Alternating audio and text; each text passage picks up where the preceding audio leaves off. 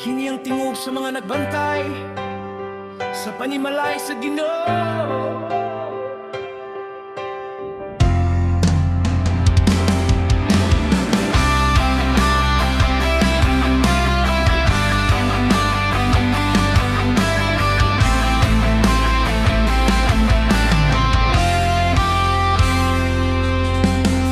Sa lamesa sa desisyon nagluhod muna, dili sa kaugalihon kundili sa Dios nagauna. Daghang responsibilidad bag nga tawag apan ang kaalamgikan sa langit among pangayoon kanunay. Ilitan ng buhat makita sa tao, apan ang resulta mao'y kalinaw sa simbahan.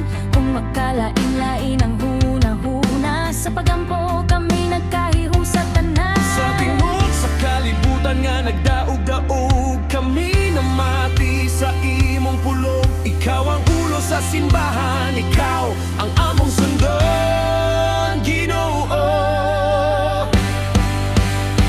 Kami ang Church Council, gitawag sa pag-alagad, dili para sa gahumog dungog, apan para sa kabubuton sa Dios. Kami ang Church Council, nagbarog sa pagtuo sa tanang desisyon ug lihok.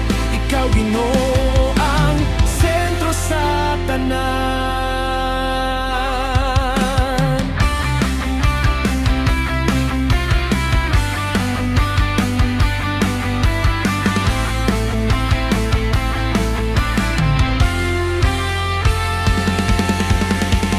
Kung lisod ang dalan ug bugat ang isyu among ipahimutan sa altar ang tanan. Dili emosyon, dili politika, apan ang kamatuoron sa pulong mo among barugan. Kami magbantay sa panon sa karnero, dili amo kundili imo.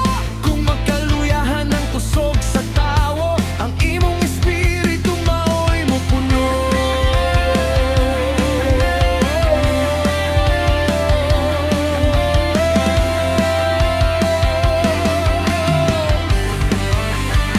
Dili kami perpekto nga mga lider, apan kami masinugtanon.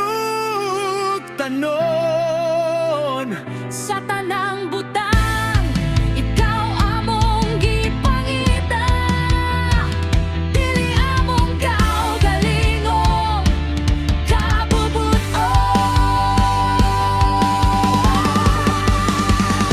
Kami ang Church Council, gitukod sa grasya, sa tanang desisyon ug